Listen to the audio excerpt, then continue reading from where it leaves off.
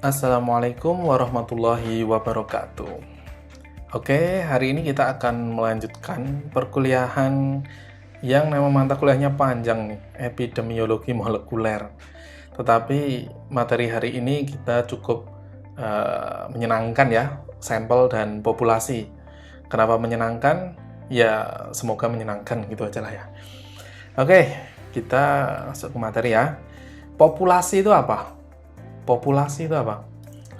Jadi kalau dengan bahasa keren itu kumpulan elemen yang ingin kita ketahui karakteristiknya atau yang akan diteliti. Misal teman-teman ingin, dulu pernah pacaran sama banyak orang gitu ya, jadi dikumpulkan jadi populasi mantan gitu ya.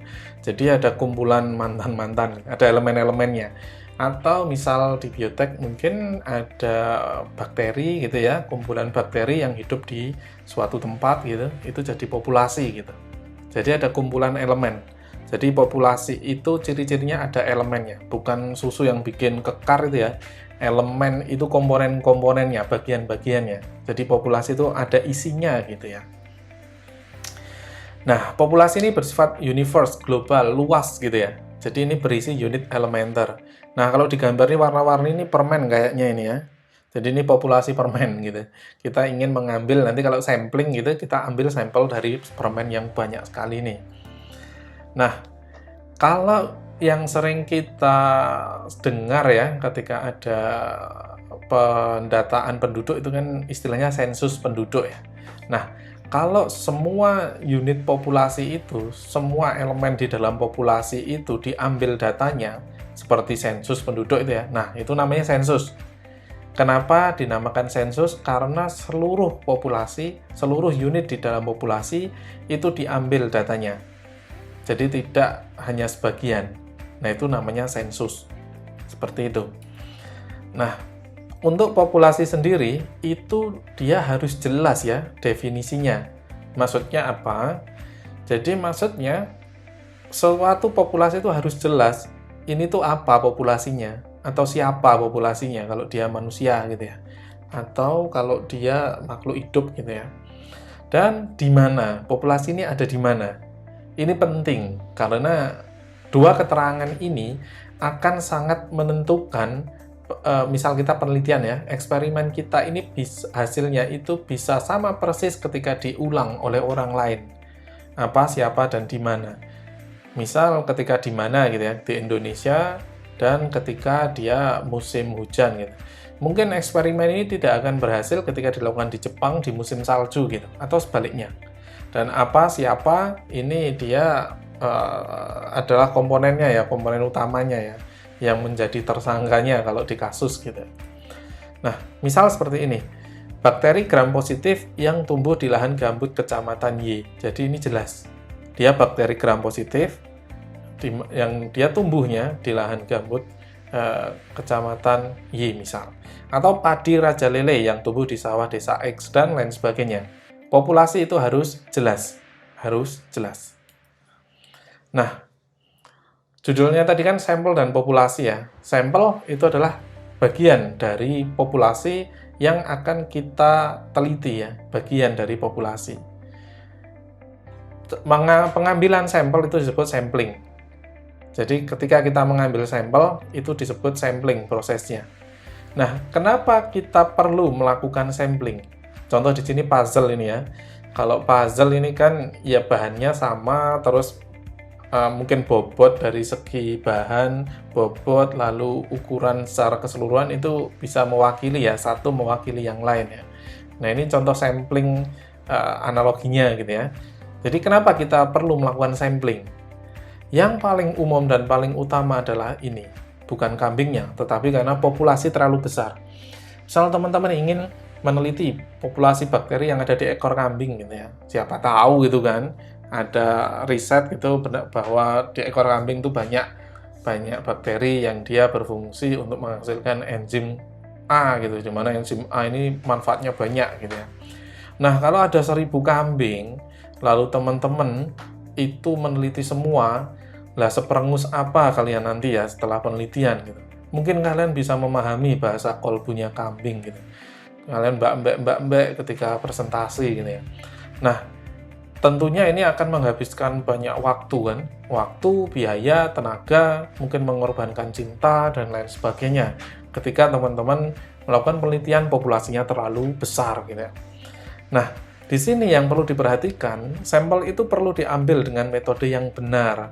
Jadi nggak asal-asalan ya, minta misal kambing tadi cari kambing yang cantik atau yang ganteng gitu. Saya nggak tahu kriterianya, mungkin kalian yang lebih tahu gitu ya.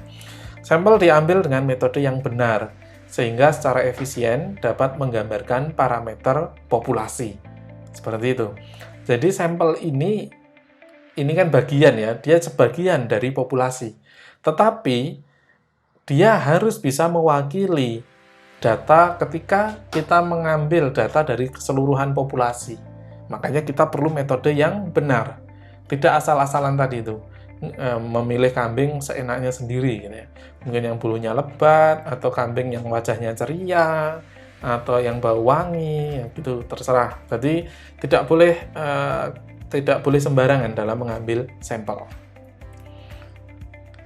Nah, di sini ya, ini perlu sekali teman-teman camkan dalam hati sanubari teman-teman. Sampel itu harus mewakili populasi, karena ini akan berimbas pada nanti analisis data, terutama jika kalian menggunakan statistik. Sampel harus mewakili populasi. Ketika teman-teman salah dalam mengambil sampel metodenya, itu tentu saja nanti akan salah hasil penelitiannya. Tentu saja sudah bisa dipastikan. Karena datanya itu tidak mewakili populasi. Datanya hanya mewakili individu yang diambil saja, tidak mewakili populasi dari mana individu tersebut berasal. Nah, oleh karena itu, kita perlu memperhatikan dua hal gitu ya. Yang pertama mengenai validitas. Validitas ini dia adalah sampel ini bisa mengukur apa yang harus diukur. Nah kan, harus bisa memberikan data apa yang dibutuhkan. Contoh yang paling up to date sekarang vaksin ini ya. Percobaan vaksin itu kurang lebih ya sama dengan persyaratan orang-orang yang saat ini divaksin. Mungkin teman-teman udah banyak baca ya, orang yang divaksin itu umur sekian sampai sekian, lalu dia harus sehat, tekanan darahnya normal, lalu dia belum pernah terinfeksi, dan lain sebagainya. Nah, ini dalam penelitiannya juga seperti itu, untuk menguji efektivitas vaksin misal. Karena apa? Misal vaksin ini disuntikkan kepada orang yang baru saja terinfeksi. Lah buat apa? Datanya kan jadi tidak valid. Atau dia disuntikkan kepada yang mungkin dia sedang sakit gitu ya. Nah, ini jelas tidak efektif. Kita tidak tahu efektivitas vaksin ini seperti apa. Nah, ini juga penting ya. Kita mengambil sampelnya yang mau divaksin itu benar-benar yang sehat, umurnya juga sesuai, lalu tekanan darah sesuai, belum terinfeksi, dan lain sebagainya. Jadi sampelnya ini harus valid. Ini harus valid. Lalu yang kedua harus presisi. Di sini saya asumsikan jam ini ya. Jam ini kalau gearnya ini, roda-rodanya ini, roda bergerigi ini tidak sesuai, tidak presisi dalam menatanya, tentunya tidak akan berjalan. Begitu juga dengan sampel ini. Ketika sampelnya tidak presisi, itu ya akan mengakibatkan kesalahan dalam penelitian. Jadi presisi di sini lebih kepada seberapa jauh data yang dimiliki oleh sampel ini bisa mewakili si populasi, atau seberapa menyimpang. Kalau dia tidak atau sedikit sekali menyimpang, berarti sampelnya ini presisi, bagus. Mungkin analoginya seperti ini ya, populasinya ada telur gini ya. Nah, ternyata ada yang selingkuh ini, mungkin ini angsa atau ayam nih, selingkuh dengan apa ya, telurnya emas ini. Selingkuh dengan pegawai toko emas kali ya. Jadi telurnya emas gitu. Nah, ini ketika kita ngambilnya, itu cuma satu sampel gitu, dan kita terambil yang emas, ini tentunya dia tidak akan mewakili populasi. Hasil penelitiannya tidak akan presisi. Beda kalau misal kita ngambil 3 sampel, 2 yang putih, 1 yang emas, bisa jadi itu lebih presisi gitu ya. Atau 4 sampel, 3 yang putih, 1 yang emas, itu lebih presisi. Yang jelas ketika kita ngambil yang emas, tentu saja dia akan salah, tidak akan mewakili populasi. Karena biasanya kita juga menggunakan rata-rata, data rata-rata, seperti itu. Nah, yang sering menjadi pertanyaan adalah seberapa banyak sih sampel yang perlu saya ambil gitu ya. Nah, ukuran sampel atau banyaknya sampel itu secukupnya. Secukupnya itu dalam artian tidak terlalu sedikit sehingga datanya itu tidak valid, atau tidak terlalu banyak sehingga justru mubazir atau terlalu banyak membuang-buang sumber daya gitu. Nah, di sini pengambilan sampel itu perlu mempertimbangkan apakah jumlah sampel tersebut memiliki resolusi tinggi atau rendah. Nah, resolusi itu apa? Apakah ini? Bukan ya, ini risoles. Atau yang ini? Bukan, ini adalah solasi. Kalian bercanda terus dari tadi ya. Ini bukan ini ya, jadi ini. Teman-teman mungkin kalau sekarang tahu ya benda kayak gini ya, mirrorless gitu. Jadi kamera dia hasil fotonya bagus, tangkapan fotonya bagus, tetapi dia bukan DSLR ya, yang memakai lensa tambahan, yang dia badannya besar gitu, bodinya besar, karena ini bisa ditambah lensa tambahan gitu ya. Kalau yang ini saya rasa, saya sanksi kalian mengenal atau pernah beli ini HP impian dulu, kayak gini dulu 2 jutaan ya, kameranya VGA, ini dulu bagus sekali ini, kayak gini udah apa ya, sudah bisa nongkrong di mana-mana, lalu lewat depan gerombolan cewek atau cowok itu jadi pusat perhatian mungkin ya. Yang HP yang logonya adalah yang slogannya connecting people, walaupun gambarnya ini nggak pernah connect, ini tangannya itu nggak pernah sampai gitu. Sampai sekarang, sampai nggak ada. Nah, dua benda ini, HP ini ya, dengan kamera mirrorless ini, ketika digunakan untuk mengambil foto, tentunya hasilnya nanti akan berbeda, terutama ketika kita zoom, kita perbesar. Nah, ini ya, sering kali kita mendapatkan gambar-gambar seperti ini ya, yang ada kotak-kotaknya, pikselnya pecah gitu istilahnya. Nah, ini resolusi. Resolusi di sini adalah kejelasan. Ketika sampel ini itu bisa menjelaskan populasi dengan baik, berarti dia itu memiliki resolusi yang tinggi. Tetapi ketika dia tidak bisa menjelaskan populasi dengan baik atau tidak bisa mewakili sama sekali, berarti dia resolusinya rendah. Nah, ada beberapa hal nanti yang akan kita perlu pertimbangkan ketika menentukan jumlah sampel. Yang pertama, tujuan studinya itu apa? Apakah studi ini memerlukan sampel yang banyak atau sedikit saja cukup? Lalu yang kedua adalah tingkat kepercayaan, dalam artian seberapa besar data yang kita dapatkan, yang kita harapkan itu bisa dipercaya secara saintifik, gitu, secara statistik biasanya nanti. Lalu yang ketiga, nah ini yang saya rekomendasikan ya. Silahkan kalian cari pustaka itu yang paling valid untuk kalian saat ini, paling mudah. Atau kalian melakukan studi awal, tapi dari pustaka ini yang saya rekomendasikan untuk kalian. Lalu yang keempat, tingkat presisi. Ini absolut atau relatif. Kalau mau absolut, ya semakin banyak sampelnya. Absolut itu ya semakin bisa dipercaya gitu ya. Atau relatif, ini tidak perlu yang sangat presisi sekali itu. Sangat persis sekali itu nggak perlu. Tetapi dia bisa mewakili populasi gitu. Lalu rancangan prosedur sampling. Kalau misal kita menggunakan beberapa metode di statistik, itu ada yang dia perlu ulangan, sampelnya sekian agar bisa dihitung gitu ya. Nanti belajar di metodologi di rancangan percobaan ya. Lalu metode analisis. Kalau metode analisisnya itu perlu pengulangan atau perlu pembanding, tentunya sampelnya semakin banyak. Lalu ini terakhir tetapi ini pentingnya, dana, waktu, dan sumber daya yang lain, misal tenaga gitu. Kalau dananya sedikit ya sudah sampelnya nggak usah banyak-banyak, tetapi cukup. Waktu, misal kalian cuma diberi waktu 3 bulan, jangan banyak-banyak sampelnya. Ya yang cukup untuk 3 bulan, yang penting mewakili. Atau tenaga, kalau kalian sendirian dalam penelitian, kalau kehidupan itu ya nasib gitu ya. Kalau penelitian biasa jadi kalian sendirian gitu ya. Itu ya jangan terlalu banyak juga, nanti nggak selesai-selesai penelitiannya.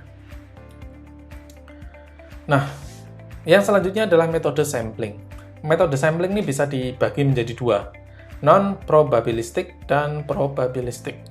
Bedanya apa? Kita kita mulai yang non-probabilistik dulu.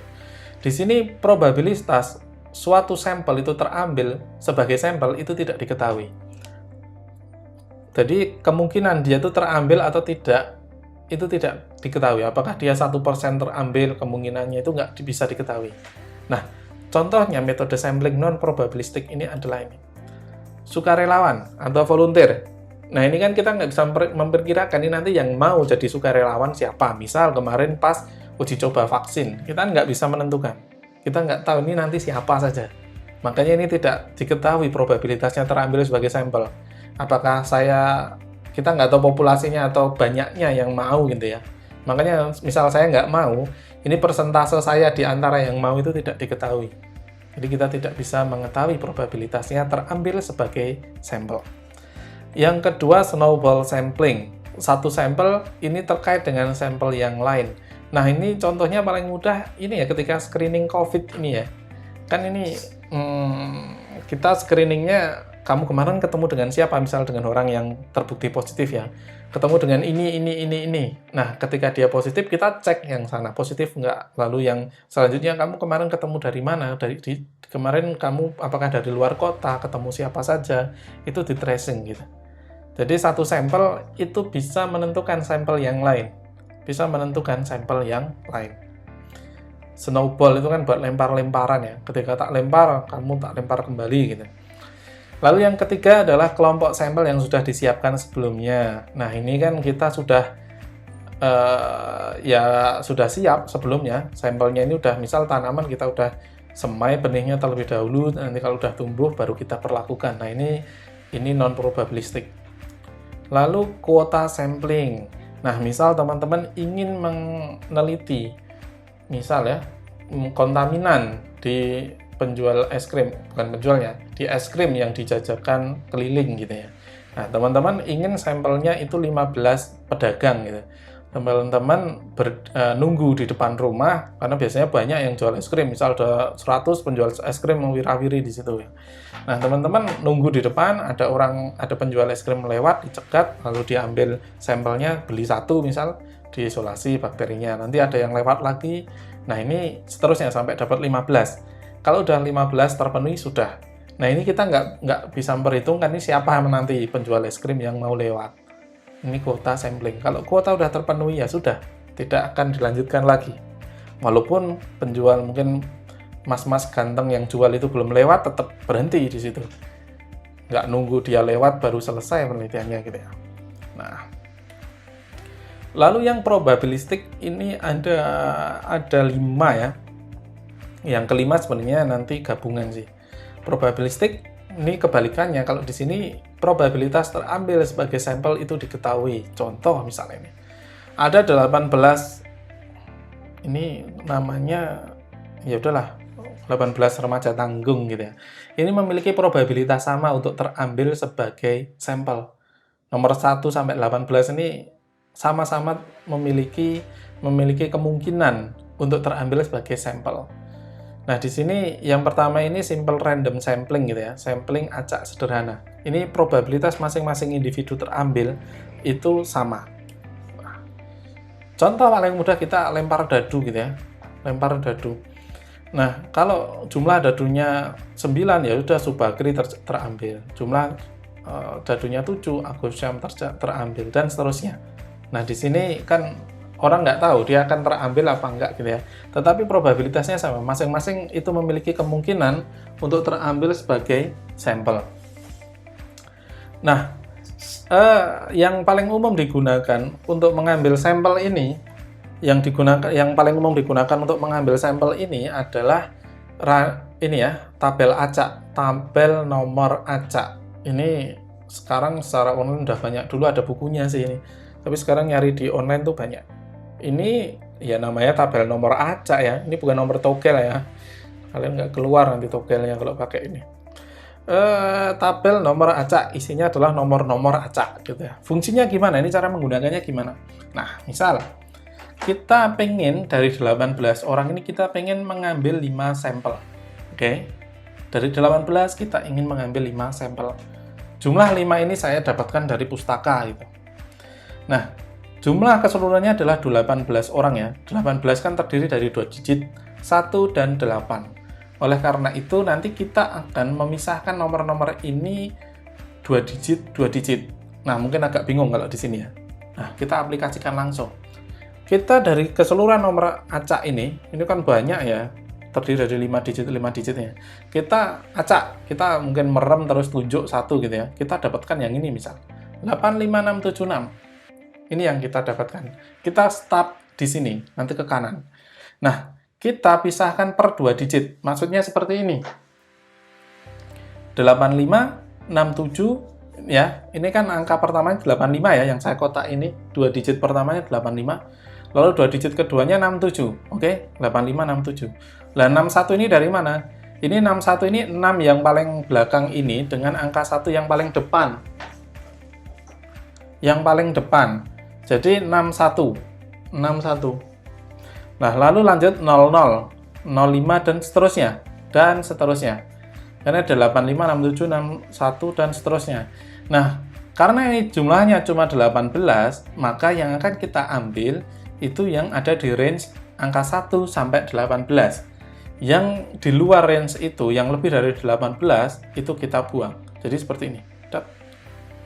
Kita dapat angka 5, 8, 6, 2, dan 1. Sehingga yang terpilih nomor 5 ada Nandianto, 8 ada Joko, 6 ada Puguh, 2 ada Wartaka, lalu 1 ada Dodi.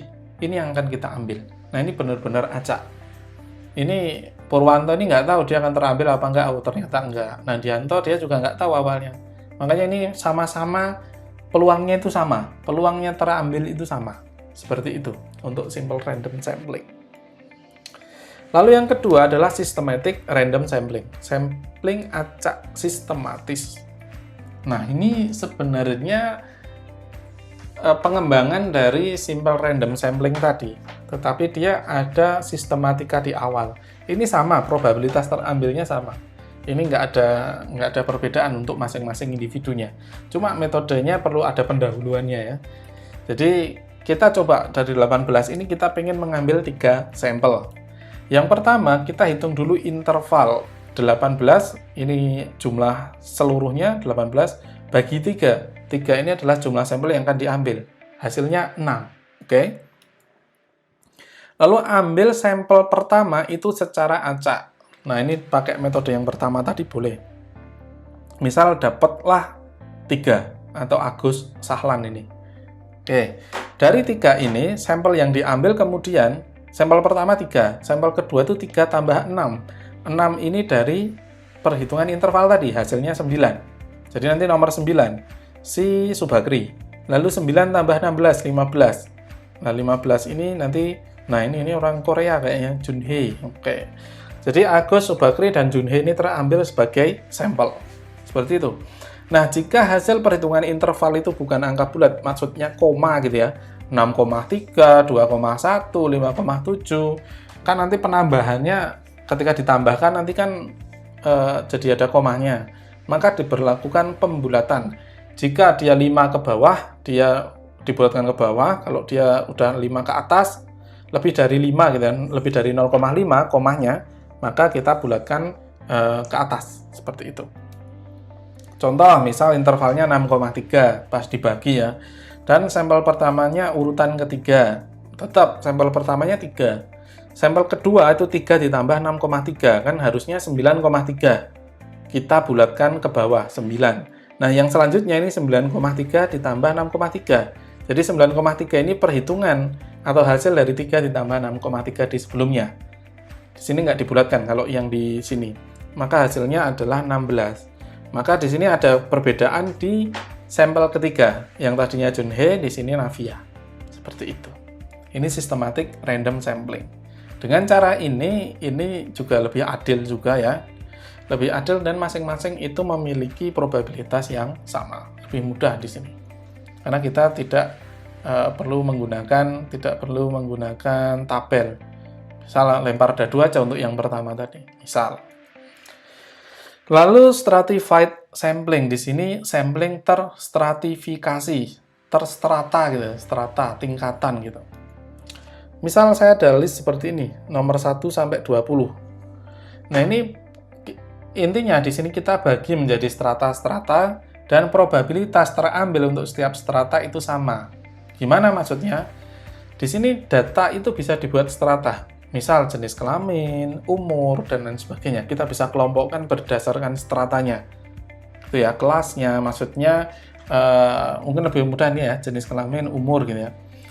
Lalu yang selanjutnya adalah ini yang perlu nanti karena setelah ini hampir-hampir mirip tetapi ada perbedaan. Kita lihat di sini. Antar strata itu heterogen. Individu di dalam strata itu homogen. Homogen kriterianya dalam artian gini. Misal kita kembali ke tabel nomor 1 sampai 8 ini adalah perempuan. Iya kan ya, Susi itu perempuan kalau dari namanya, atau Susianto enggak ada kayak.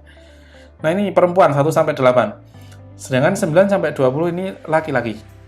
Nah, antar strata itu heterogen, jelas laki-laki dan perempuan beda, heterogen. Individu di dalam strata itu homogen, jelas karena ini sama-sama perempuan individunya. Oke ya, di situ ya. Atau kalau umur 50 sampai 60, jelas di situ nanti ada umur 40 sampai 50 sama 50 sampai 60 misal. Jelas di masing-masing itu akan homogen, lalu di antar strata itu heterogen.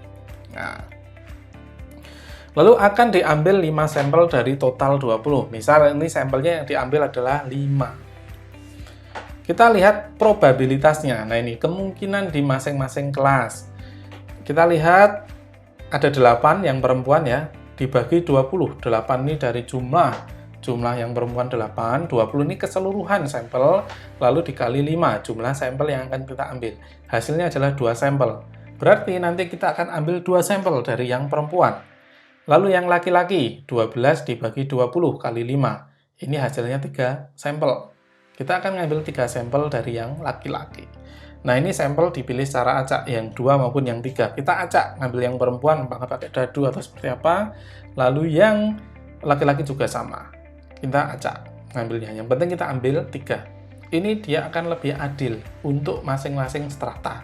Kebagiannya itu perbandingan dengan jumlahnya itu sama. Dalam artian gini, kalau dia populasinya stratanya itu lebih banyak anggotanya, misalnya ini laki-laki lebih banyak ya, 12 gitu, maka dia terambil sampelnya juga lebih banyak agar perbandingannya itu seimbang. Seperti itu. Lalu yang keempat adalah cluster sampling. Ini sampling tercluster gitu ya. Nah, ini probabilitasnya sama setiap kelas untuk terambil. Kalau yang tadi itu kan probabilitasnya per strata. Nah, ini nih yang saya sampaikan tadi agak mirip-mirip gitu. Kita coba. Kelas ini bisa kita bagi per desa, kelas atau jurusan. Nah, kelas di sini yang mungkin nanti agak membingungkan. Coba kita bahas dikit-dikit satu persatu. Misal kita ingin mengetahui data balita yang kekurangan gizi di suatu kecamatan, misal seperti itu. Nah, kalau langsung kecamatan ngambil sampelnya kan susah ya. Nah, kita buat klaster-klaster desa gitu, agar dia lebih sempit lagi. Baru dari desa ini kita pilih mana desa yang akan tempat kita meneliti. Nah, seperti itu. Karena apa? Analoginya gini, antar desa itu kemungkinannya sama. Antar desa itu kemungkinannya sama. Cuma di sini isinya itu sangat heterogen ya, isinya sangat heterogen.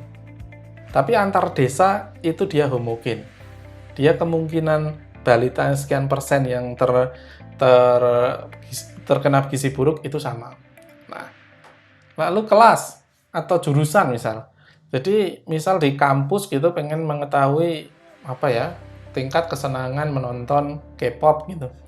Nah, ini karena sekarang kan ya anak-anak milenial, anak-anak maba gitu ya. Kok maba? Mahasiswa mungkin ya tergandrungi K-pop gitu ya.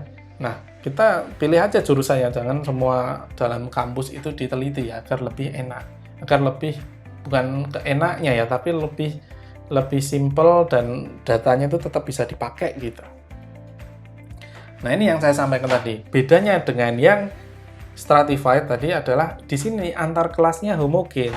Karena antar jurusan ya, misal kalian prodi biotek atau dengan TI gitu. Mungkin nanti kalian sama nih kecenderungan dalam yang menyukai K-pop siapa aja, misal seperti itu.